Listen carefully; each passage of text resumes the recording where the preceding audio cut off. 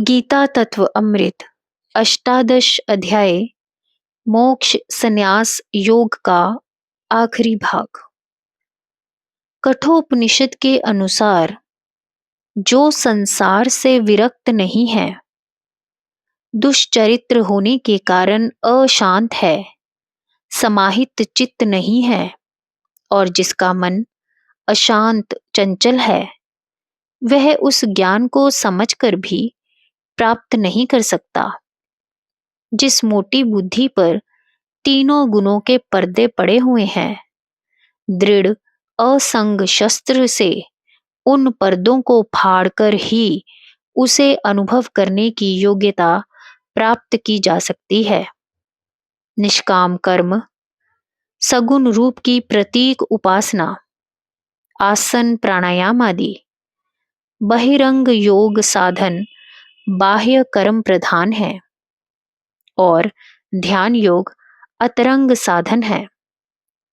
इनका पर्यवसान पराभक्ति के उदय होने पर ब्रह्म कैसा और क्या है, यह ज्ञान होने पर होता है, जो कि सत्य ज्ञान है और जिसे जानकर जिज्ञासु उसी में विलीन हो जाता है। रामानुज, वल्लभ, माधव प्रभृति आचार्यों ने भेदात्मक ज्ञान का प्रतिपादन किया है, अर्थात जीव का ब्रह्मलीन होना स्वीकार नहीं किया। इस श्लोक के अनुसार ब्रह्मविद ब्रह्मोव भवति, ज्ञान से भेद रखने वाला यह ज्ञान श्री भगवान के अनुसार गीता का ज्ञान नहीं कहा जा सकता और ऐसे साधकों की निष्ठा को यहाँ ज्ञान निष्ठा नहीं कहा गया।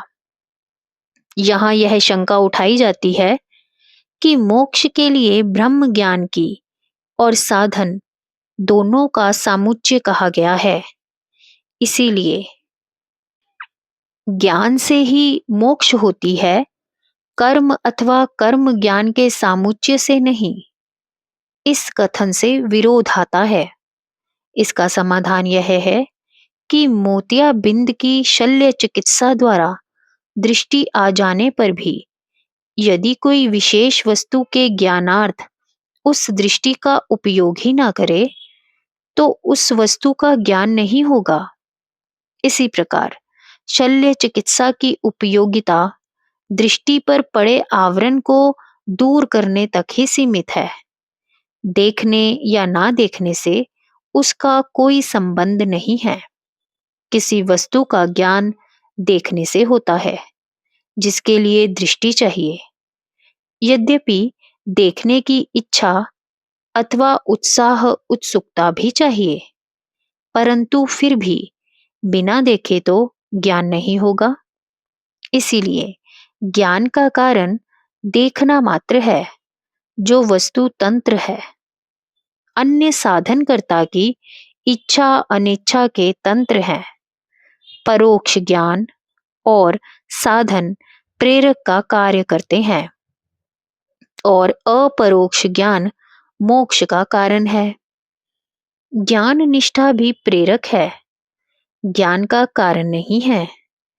जैसे जान लेने पर इच्छा समाप्त हो जाती है, वैसे ही ज्ञान के अपरोक्ष होने पर निष्ठा भी नहीं रहती।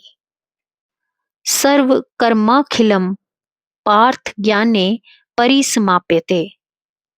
हे अर्जुन, यह गीता शास्त्र जो मैंने तेरे हित के लिए कहा है, इसे तप रहित से, जो भक्त नहीं है, उससे तथा जो सुनने की इच्छा ही न रखता हो और मेरे यानी ईश्वर के नाम से ही चिढ़ता हो, उससे कभी नहीं कहना। परंतु जो इस परम गुह्य शास्त्र का मेरे भक्तों में प्रचार करेगा, वह मुझ में पराभक्ति करके मुझे प्राप्त कर लेगा, इसमें संशय नहीं है।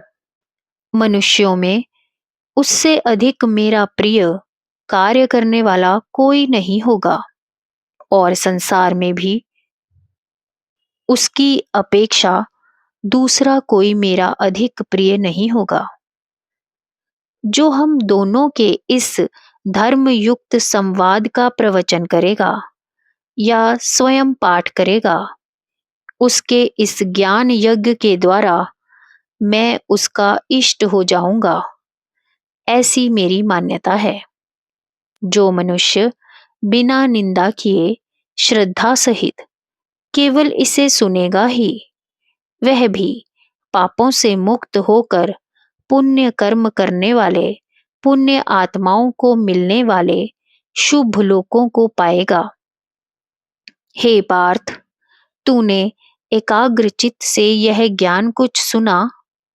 हे धनंजय, अज्ञान जनित तेरा मोह कुछ नष्ट हुआ या नहीं? अर्जुन उवाच। हे अच्युत्य, आपकी कृपा से मेरा मोह नष्ट हो गया, आत्मज्ञान की स्मृति आ गई और सब संदेह मिट गया। अब आप जो कहेंगे सो करूंगा।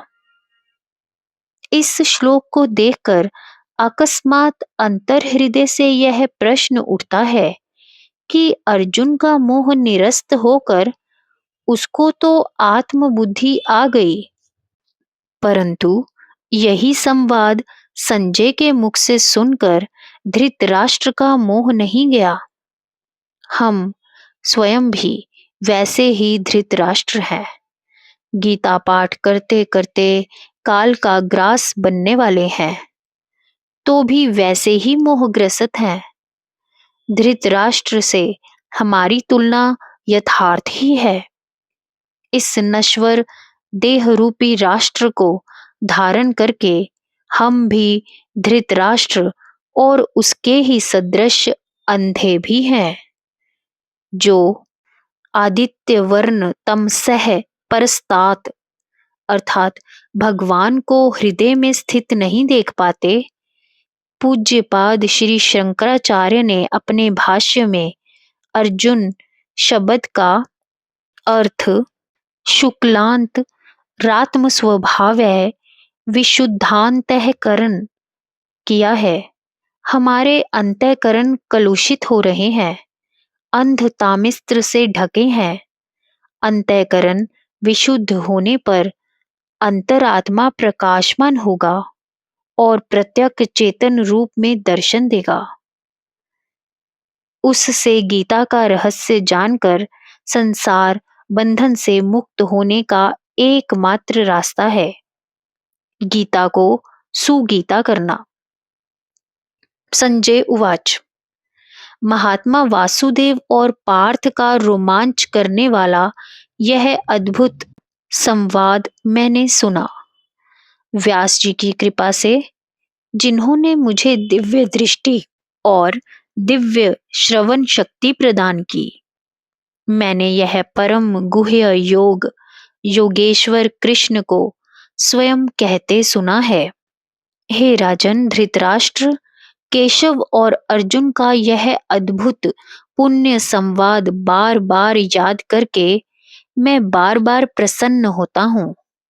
हे राजन, भगवान हरि के उस अति अद्भुत रूप का स्मरण कर करके मुझे पुनः पुनः आश्चर्य होता है और मैं हर्ष विभोर होता हूँ और मुझसे कहे बिना नहीं रहा जाता कि जहाँ योगेश्वर कृष्ण और जहाँ धनुर्धारी अर्जुन है, वहाँ विजय श्री की विभूति अवश्यम भावी है।